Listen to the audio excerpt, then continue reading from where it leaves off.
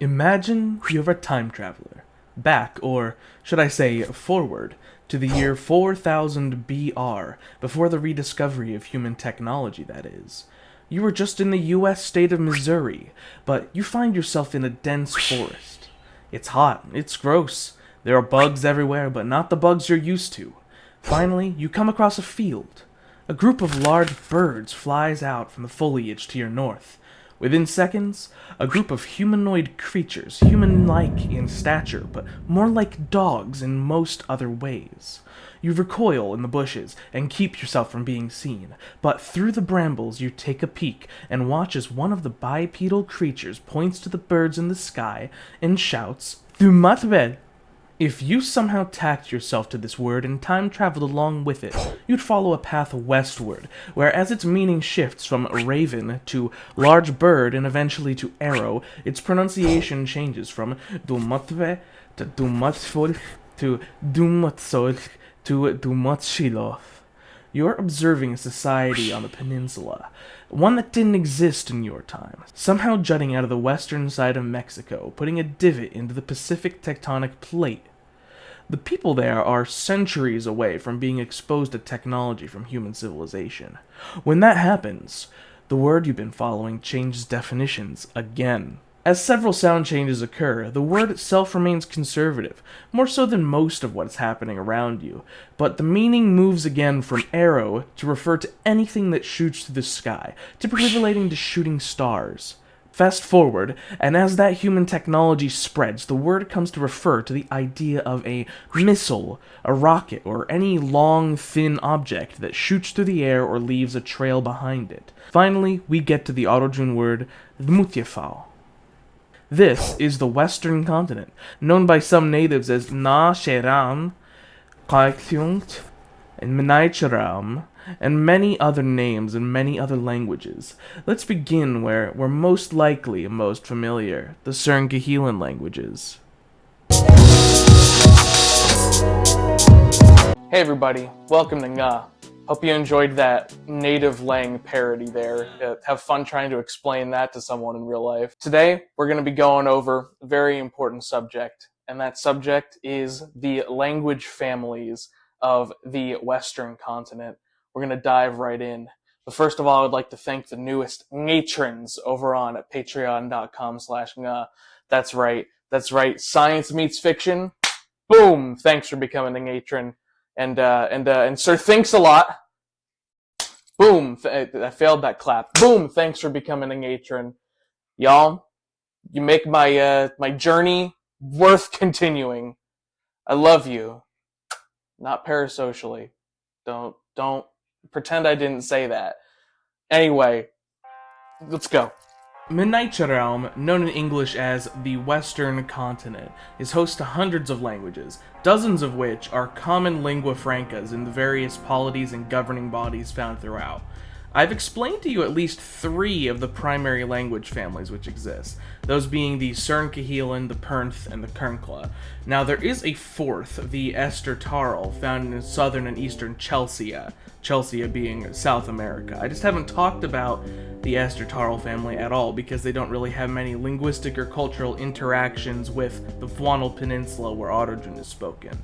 We as the viewers of this world know about these main 4 language families, but that's not at all what the dog linguists in-world think.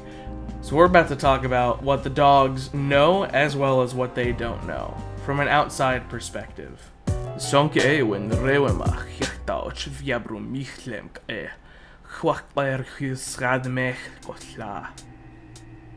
we begin with the Sern-Cahilan language families.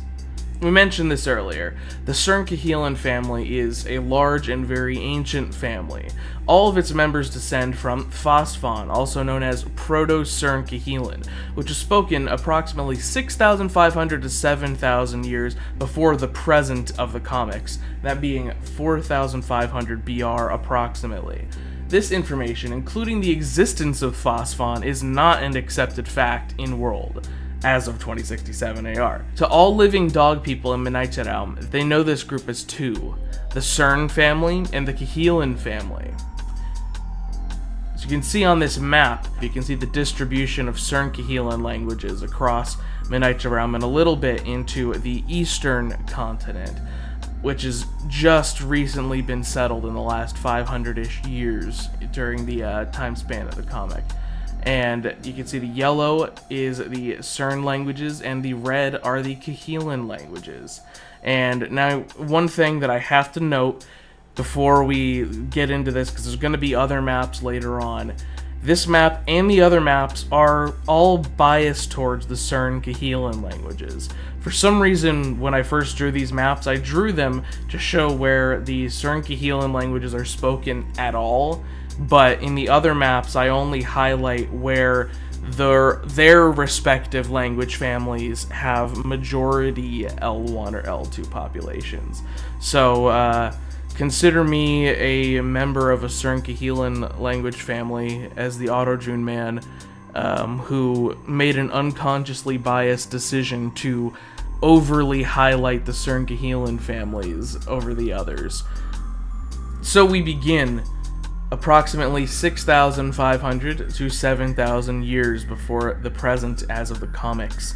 This is in the American Mississippi River Valley, somewhere around Missouri, Kentucky, Lower Illinois, stuff like that, where we have Proto-Sern-Cahilan, Phosphon, which I've made a showcase on.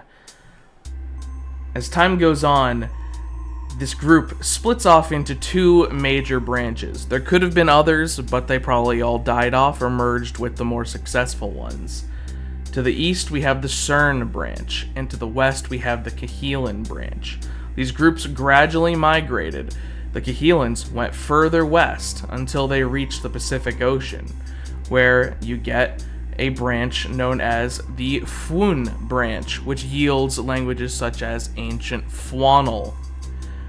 In a nearby geographic area, but a little bit more recently, and by a little bit I mean about 1,000 years later, you have the branch that goes on to create Proto-Arodjun, which leads into Ancient Arodjun.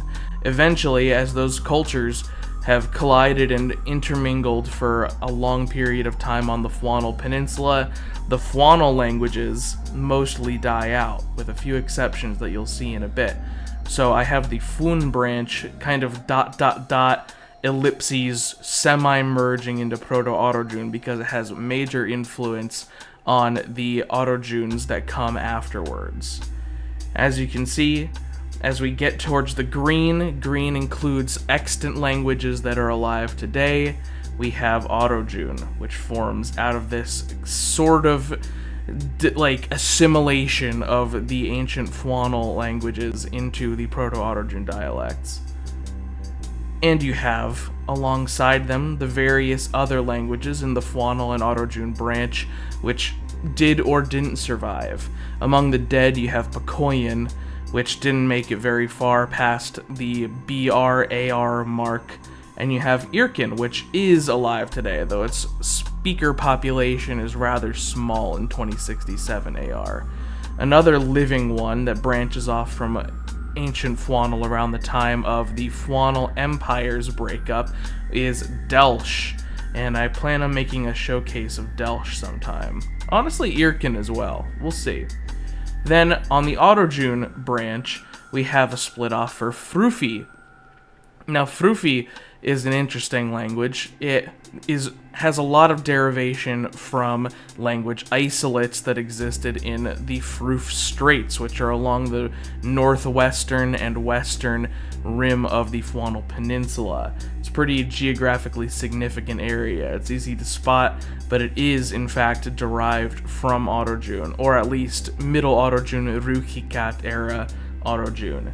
Additionally, you have Kraker, which is spoken in the Krakerver Mountains in the middle of the Fwanal Peninsula, which is derived from a very early form of Arodjun. And you have Zeshan, which is the most recent one of these. Sometimes I'll refer to it as the Zeshan Creole. That's how recent it is. This is a language spoken on the large island of Zessus, where the first episode of the comic begins. It is still a majority Arodjun area, but the further north you go in the peninsula, that language is spoken more. Then you have a couple more branch-offs. Earlier on, let's first talk about Clio and Cleonid. Those are languages that broke off during a early period of Proto-Arodjun. Now, the Clio language is spoken in Cleo, the peninsula that we today would refer to as Baja California, while Cleonid is a language that is spoken also on the island of Zessus. In fact, the Zetian Creole is, for the most part, a Creole of Arodjun and Cleonid, but the base was Arodjun, with Cleonid added on top of it. Then, if you go a little bit further back in time, you get to a language that still exists today, that being Permachican, one which I have made a showcase on as well. And you can see that there's a big old branch splitting off from Permachican that heads up north, which we'll get to in a moment. But you also have two important languages that have branched from Permachican in more recent centuries, that have small but still extant populations, those being Joan and Spanche. Now, Spanche has a little ... that goes off into the distance to overlap to the other side of the map, and you'll see how that connects in a bit. But first, we go on to the northern branch off from Proto-Permachican, which eventually evolves into Alkan, which I've also made a showcase on. This is spoken in Alaska and Canada and a little bit of the Great Lakes region, as well as down into Washington and much of like the Cascadia sort of region. I've talked about it in detail. It's a very complicated language, lots of Perth influence and Kernkla influence as well. Now, that branches off into Alcahrus, which is essentially Southern Alkan. It is a language spoken in California, Oregon, Washington kind of area as we know it today. It is probably also one that I'll be making a showcase on eventually. Further north is, in fact, into what we would today consider the Chukchi Sea, and even a little bit into Siberia, is a language called Chis. Now, there's a few languages that are in this area that have pretty similar names. There's also a Kernkla language you'll see eventually called Chis, and those are similar in the fact that they have a similar Sprachbund, but this is definitely a branch off from the Alkan Empire. Now we have another big branch that diverted very early on. This is the branch that leads to the namesake of the Cahilan branch, the Cahilan language. Except the language is spelled with two X's just to match in with the overall orthography kind of Sprachbund that I've got set up for the languages in that area. So that's also just a convenient way for me to distinguish language family versus the language itself, which I don't give myself that courtesy so much on the other side, but we'll worry about that later. So we have a lot of branches that split off from this Cahilan path. Earliest on in history, we have the Vasta language, which was extinct thousands of years ago. Then, another extinct one, we have the Ate language. And then we have a major branching off here. We have one branch, the one on the left, which leads to the Wule language, which is on the verge of extinction. We have the Eza language, which is still spoken, and we have the Sav language. Those are all spoken throughout what we would consider Mexico and Central America today. And then on the right branch of this tree that leads to extant languages, we have the Ghent language. And that is the language spoken all the way in what is today generally considered Venezuela, Guyana, stuff like that, the northern edge of Chelsea, which is what we would call South America. This is where we get the nation of Gentrerix. And then as we go up, we have various languages spoken mostly by the groups on the east coast of Mexico, up into Texas a little bit, and throughout the mountains and deserts of Mexico into central Mexico, and sometimes interacting with the western half of Mexico, those being Mer, Nez, Cahilans, of course, the Quila, and the Cahila. Again, slight difference there. So that is, for the most part, our western branch. Going back in time to thousands of years ago, the people who once spoke Fasfon, but split off to the east instead of the west, became the Sern branch, which leads us to the modern Serndish right? That's the distinction I made for myself on that side. Sern family, Sern-Dish is the modern language. However, earlier on, these branches split off, and that leads us to Nashin. So there's a bit of a time discrepancy on this side. This is a much more recent split. Many of the Sern languages earlier on in history died off. So this split that led to the distinctions between Sern-Dish, Nashin, and this third tall branch, which leads eventually to Prince, is a much more recent split. Prince and Nashin both descended from Nishara, which was spoken around 1,500 years ago, so much more recent splits than some of the ones on the Cahilan side of the family. So just keep that in mind. The time scale here on the right side is much shorter. However, there are still many branches on each side. Down by Sern-Dish, we have our furthest north and furthest east branches. We have Nukanat, which split off from what would lead to Sern-Dish pretty early on, and is spoken around the Newfoundland, Prince Edward Island, Nova Scotia kind of area. And from them split the group that eventually became Rixian. Rixian is spoken in Greenland and Iceland, which in this point in history have kind of merged into a large webbing landmass. Now on the Nashin branch, you have several very recent splits. You have Nara, which is spoken in the Mississippi River Valley. You have Nachun, which is spoken down at the very southern point of the Mississippi River Valley, what we would today consider like New Orleans, stuff like that. And then we have extremely recent branches, which formed really in the decline of the Nashin Empire. So you get Neon and you get Suspel. Suspel is spoken in the Mississippi River Valley as well, but further north, and Neon is spoken in the areas that we would generally consider Arkansas, Oklahoma, some of Texas, stuff like that. Then onto the Prince branch.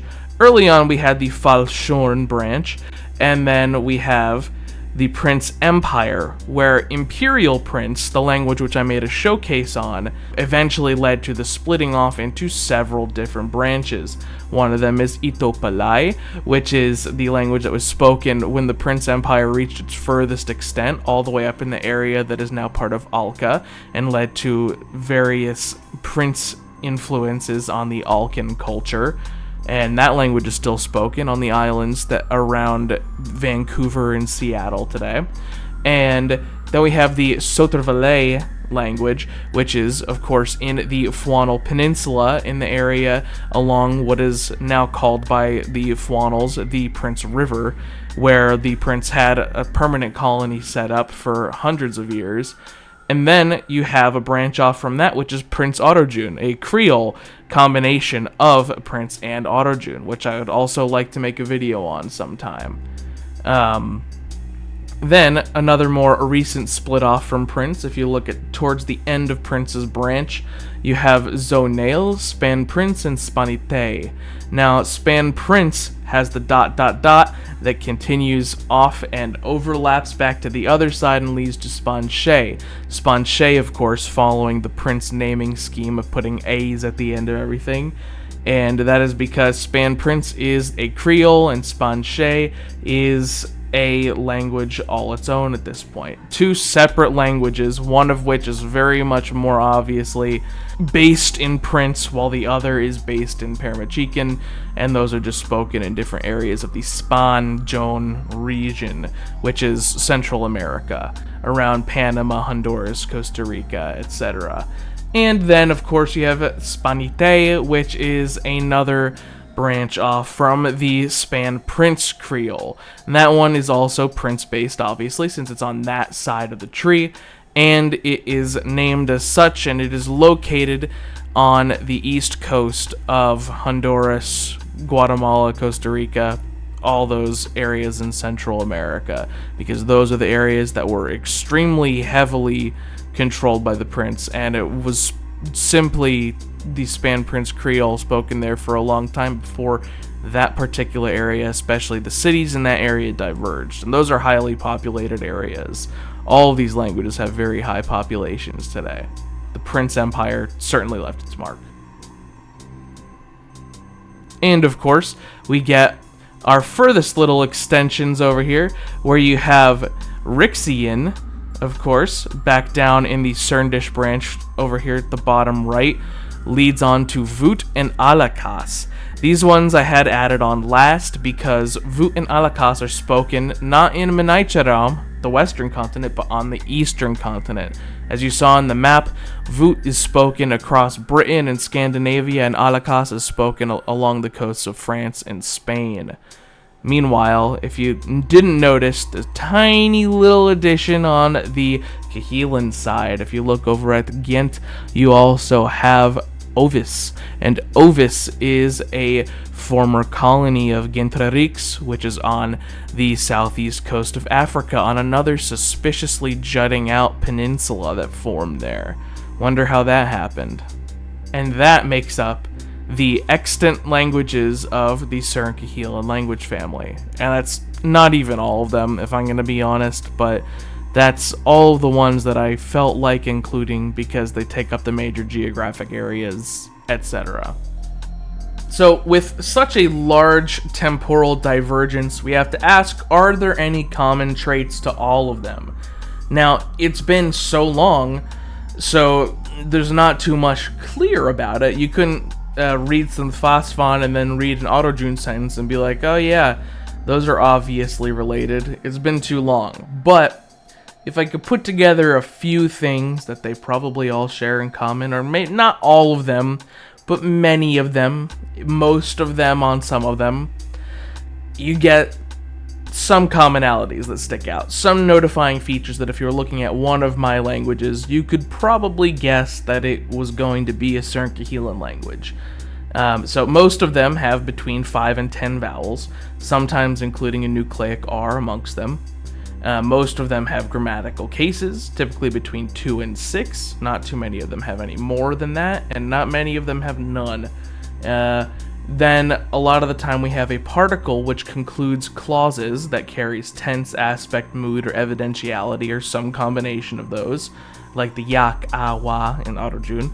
That also existed to a certain extent, but mostly just for evidentiality in Phosphon, and it morphed in meaning many times, but continued to exist as a grammatical particle through the ages. Very peculiar thing, but that's definitely a notifying feature. Additionally, subordinate clauses can be nested within the main clause, separated by a single particle or conjunction of some sort. I know that's pretty vague, that's not really a specifying thing, but it is something that most of them share, and most of them have a nominative accusative or nominative absolutive alignment, though not all of them. And many of them, though I can't even say most of them, thanks to the Prince, use a base 12 or dozenal counting system. If you happen to see numbers, I guess. But again, it's been so long that it's not great.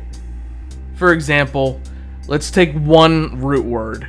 These are the root words for the number 2 in the Sern-Cahilan languages. Now, you notice the lack of similarities because of how long the timescale we're looking at. In Proto-Sern-Cahilan, it's denga. In Arodjun, it's ro. In Permachican, it's nga. In Alkin, it's on. In Nashin, it's ngal. And in Prince, it's delm. So Prince honestly kinda looks the closest, but like, come on, you're not gonna see that. It's been too long. So if we split this up and look at the Cern branch in particular, there's a little bit more similarities. You can see things a little bit better. So you have Proto-Sern-Cahilan's denga for 2, Prince is delm, Cernish is deu, Nukanat's they, Rixian's vui, and Nashin's nyal. Nashin is kind of weird, but the other ones, you can see that. And the Cahilan languages. In Proto-Sern-Cahilan, again, it's denga. In Arodjun, there's ro. In Clio, it's rek. Permachican, it's nga. In Cahilan, it's tigi. In Alkin, it's on. So again, Alkin is a little wild. Cahilan also a bit. Where the heck did Paramechican get that from? But there's at least a little bit of continuum there. You could justify them with a very significant series of sound changes. It at least looks a little bit better, but the Cahilan language, as I mentioned, branched off way earlier than the Sern languages did, and spread over like a much wider geographic area. So thus, the variation here is still pretty significant.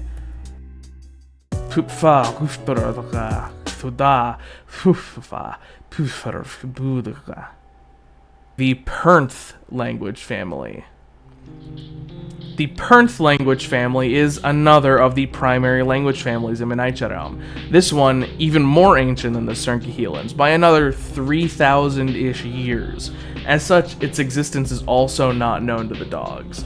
Due to the long time scale, most scholars are considered radicals if they further group together any of the following 6 families: Fifgath, Pernthal, Lu, Ertabva, Nesk, and Etabormsa. That's right, 6 of them. That's how far back we're going here. You cannot reconstruct this correctly. I can, but they're not going to. And here is a map of the Perth languages. Again, due to the unfortunate mapping bias, the cartographer who created this map, this is only areas where the majority of the population speaks a Perth language either as their first or second language. Most of it is in the subarctic and Arctic, though many branches of it dip south into what is today the continental United States. Now let's begin on the tree. Proto-Perth, spoken a long time ago. I'm talking like 9,000 BR, something like that. And splits off into, eventually, the 6 branches that can be considered the primary families of today. Those being, to the west, the Fifgath and Etabormsa. In the center, you have Ertabva and Nesk. And to the east, you have Lu and the Pernthal. Our branches expand very quickly here because I want to get through this, and there's not too much to say considering I haven't made many of these yet to their full extents. To the east, on this eastern couple branches, Lu leads to the modern Lu language, but also includes Menel and Lelena. This Pernthal branch to the east grows the Elsilvlen, Perntora, and Mthas, then the Sasarin and the Rist. Then further north, you have the Orthais, the Thord, Talat, and the Valdesi. To the west, we have many, many branches, those being on the Nesk branch being Laulin, Athi, Gaistudri, and Nesko. On the Ertabva branch, Olvanui, Urbaver, Zawilem, Wairili, Shursaki. On the Etabormsa branch, we have Javin, Ajo, Devaj, Kairis, Tobalt, Tunit, Maigal. On the Fifgath branch, being Lamalevo, Filtav, and the one of them that I have actually made, Pithom. Woo! Yep, Pithom is a Fifgath language. Hell yeah. And then earlier on, before that split of the Fifgath and the Etabormsa, you have the Lopafira and the Veotai. And again, just like green signified languages that were still spoken in the Sern-Cahilan languages, the darker blue you get, the more native speakers in the modern time you get. Not too many of them have large populations, the largest being Pithom, Ernthas, Ulvanwi, and Lelena. But they are all still around to a certain extent, if they end at least in blue. Rest in peace to Shorsaki, Nesko, Gaistudri, and Lopafira. And then common traits is even worse for this. It's older than Sern-Cahilan by a significant amount. Not many things they have can be said that they have in common. A few things that a plurality, but probably not even a majority of the Perth languages could be expected to feature may include syllabic consonants such as r, l, n, u, h, h, etc. Many of them have non-concatenative morphology, often with triconsonantal roots. Not all of them, though. Many of them have a propensity for labial sounds, and mostly more so the further north you go because of the sprachbund they have up there. And then a lot of the time, not every time, not even the majority of the time, but a lot of the time you'll see a base 8 octal counting system, and you can see how that works in the Python showcase that I made. Lipishi ails Sicilio solimo shela tai dola ni hotai gota moshnos nikitel. So the Kernkla family is a diverse set of languages descended from a Proto-Kernkla language, which was likely spoken approximately 16,000 years before 2067 AR. As the oldest major language family, it is certainly not known by the dog scholars in world. This is absolute conspiracy theory territory if anyone's even thought of this. Instead, linguists refer to the main branches of this family as the Kernkla in the north and the Shomoksh in the south. They are very different from each other. So much time has passed. Dear God, why did I do this to myself? As you can see here on the map of the Kernkla languages, the blue shows the north or Kernkla languages spoken across from Alaska down into Mexico, much of the inland regions of North America. And then the green, you have the south branch, or the Shomoksh languages, which includes Shomite and a bunch of other languages, as we will see on the tree. We begin with Proto-Kernkla, way back, like way different, which splits off, of course, into those two famous branches, which I have to significantly show their separation. Those being the Kernkla and the Shomoksh. The Kernkla going to the north, the Shomoksh going to the south after a big branching event happens around 8000 BR when the Perth peoples started spreading around. Effectively cut the Proto-Kernkla groups in two and sent them on completely different trajectories for the rest of history that would lead it to be so different as to be impossible to tell that they're the same language family. To the south, on the Shomoksh branch, we have several diverting branches thereof, those including the famous Shomatek or Shomite, which I've made a showcase on, and then we have, additionally, Chelik, Shon, Tadosin, Eten, Osun, and very far, you see that little guy in the bottom right corner is Lutazuman. That is a language that was generally considered to be an isolate, but is actually a Shomoksh language, a very early divergence from the Shomoksh branch in the Fuano Peninsula. There's a Mount Lutazuma, and there is a small group of Lutazumans that still exist, and some of them still speak that language. There are inscriptions left over.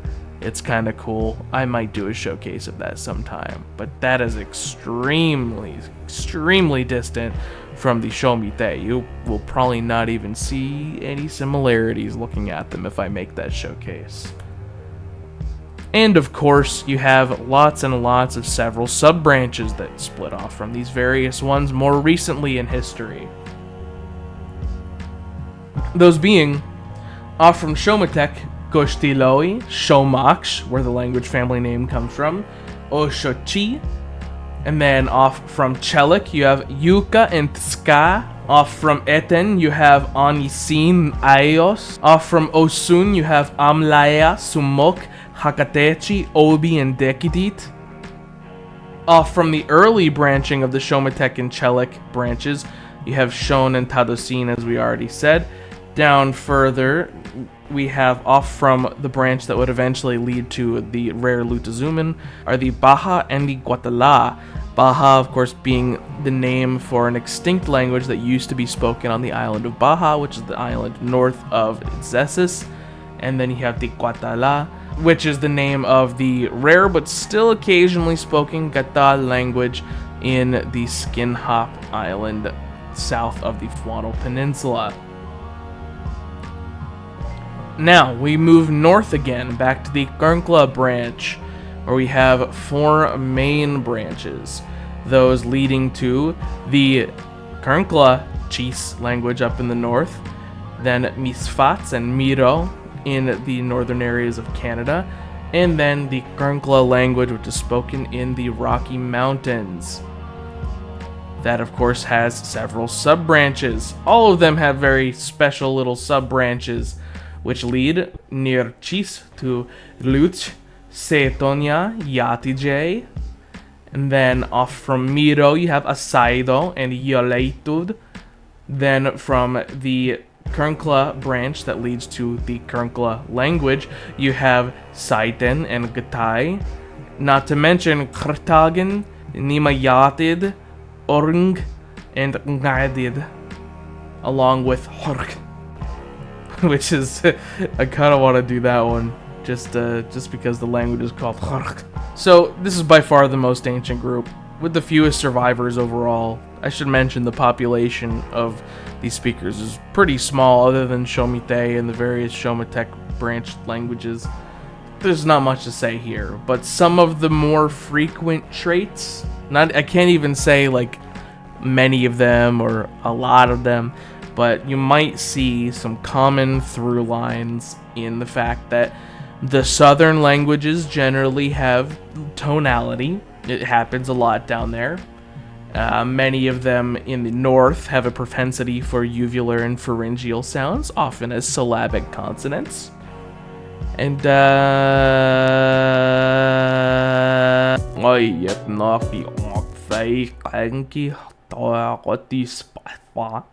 Ester-Tarel language family. The Ester-Tarel languages are spoken in the southern half of the continent, in Chelsea, and none of them have been showcased in a video yet. These languages diverged pretty recently, very recently compared to the other ones in this video, around 1000 BR-ish, from Proto-Ester-Tarel, though the vast majority descend from Guses, which was spoken around 500 BR to 300 AR. So this divergence is very, very recent. This is nice and easy. It is named for the Ester language and the Tarel language, both of which match the names of their respective states in the 2000s AR.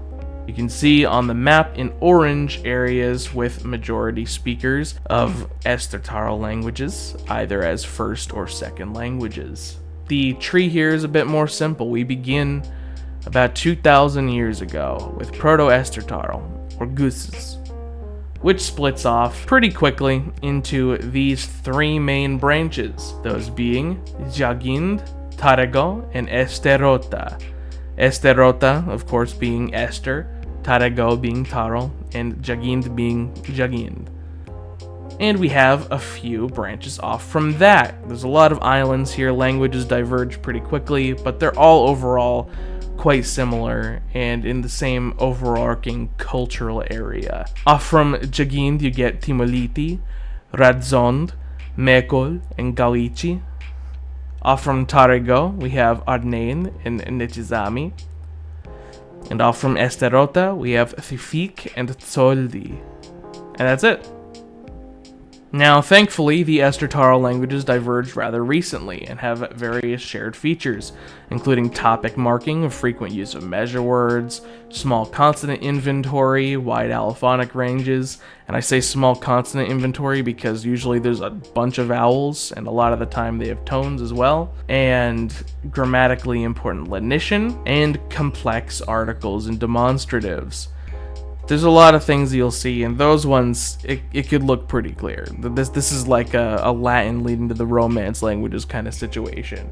We don't know where gooses came from, or I'm not going to come up with where gooses came from anytime soon. And yes, there are several isolates in the world. There's a lot of these languages that are not connected to any of the world's known language families. Now, I know this is my world, and I've already created several families that are too old to be proven to exist by its inhabitants, so, like, technically I could disclose the linguistic origins of all of these isolates, but I'm not going to, at least not yet. For all intents and purposes, I am just as unaware of the origins of these languages as the most educated dog linguist in the world is. Dog Noam Chomsky, Dog Edward Vida, I don't know. They don't know where these isolates came from, neither do I. And here's a map of some significant language isolate spoken areas. You have Cuba, most significantly, where Ekaplug is spoken. And then you have various ones in the Rockies and in northern Canada. You have one where Hawaii was. And then you have one up in the Andes Mountains in Chelsea. So if all of those were the languages that are currently being spoken as of 2067 AR, what came before? I've shown on those 4 language family cladograms dozens of languages, most of which still have native speakers as of 2067 AR. There likely were thousands before this as you go back in time. I've made the bare bones for some of them, especially Phasfa and Proto-Sern-Cahilan. The earliest year referenced in this discussion has been 14,000 BR for the earliest possible origin of the Kernkla languages, and the language isolates likely have even earlier origins. That far back, the climate was, significantly different, and the world map was visibly different. Archaeological evidence shows the evolution of dogs into their bipedal anthropomorphic forms over the course of 2 million years after the disappearance of humans. But I'll leave it at that. Read my comic for a chance to learn more. At this rate, check back in 5 years before we get to that part. And with that, that's it. Thanks for watching. More lore to come. I have big plans.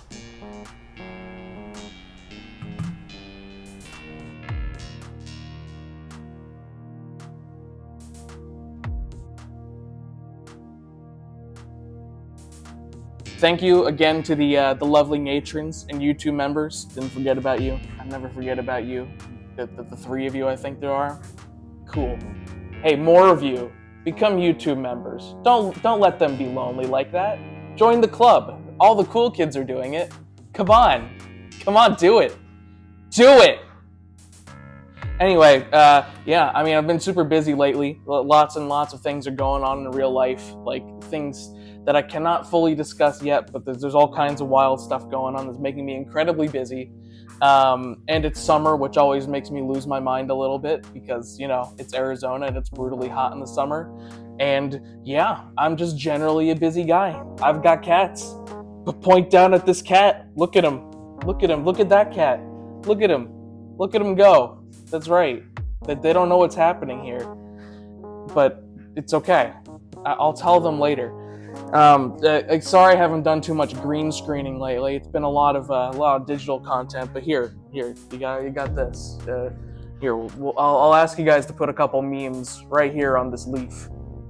It should get the point across, satisfy your needs and desires, as I've been saying that to all the new Patreon subscribers and stuff. So enjoy that, and there's a couple more things coming up soon, and there's about a month and a half left to submit your cursed conlangs for the Cursed Conlang Circus 3. We've already gotten a good amount of submissions, and I've seen the development pipeline for a few more of them thanks to the Discord server, and some other people have been showing me their progress on other ones, and it's getting pretty wild, so I'm very interested to see exactly how this all goes.